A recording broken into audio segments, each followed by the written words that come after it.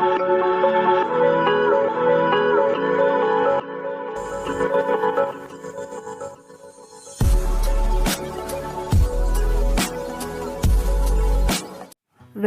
To Hanas cooking world.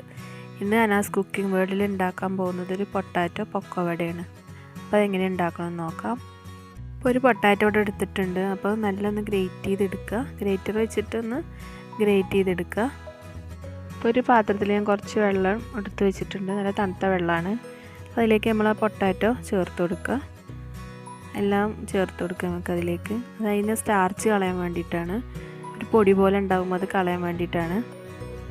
അതിനുശേഷം കൈ വെച്ചിട്ട് നല്ലൊന്ന് തിരുമ്പി കൊടുക്കണം, അതിന് സ്റ്റാർച്ച് കളയാൻ വേണ്ടിയിട്ട്.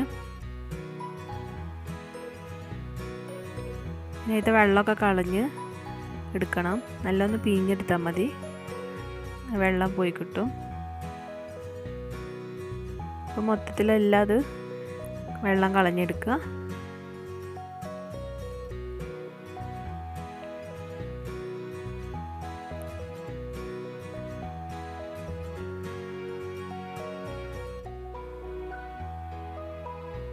ഇനി ഒരു പാത്രത്തിലേക്ക് ഒരു ഹാഫ് വലിയ ഉള്ളിയുടെ പീസാണ് ഞാൻ എടുത്തിട്ടുള്ളത്. അപ്പോൾ അത് ചേർത്ത് കൊടുക്കുക.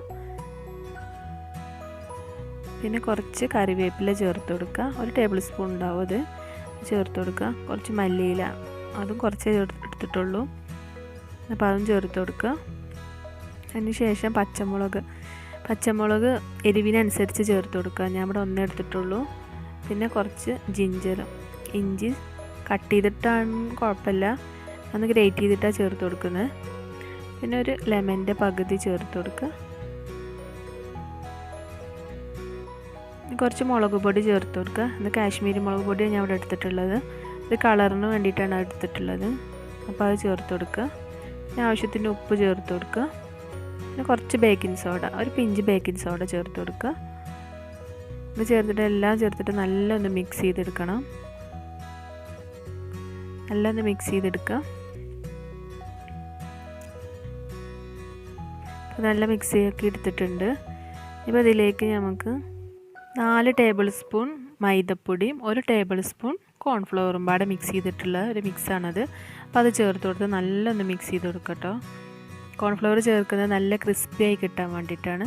നമുക്കിതൊന്ന് ഫ്രൈ ചെയ്തെടുക്കാം. ഓയിൽ ചൂടായിട്ടുണ്ട്, നമുക്ക് കുറച്ചായിട്ട് ഇട്ട് കൊടുത്ത് ഫ്രൈ ചെയ്തെടുക്കാം.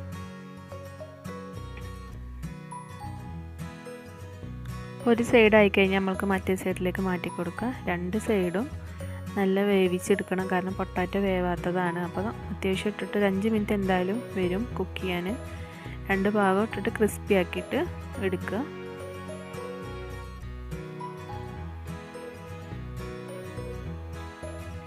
ബാക്കിയുള്ളതെല്ലാം നമുക്ക് ഫ്രൈ ചെയ്ത് ഇതുപോലെ എടുക്കാം.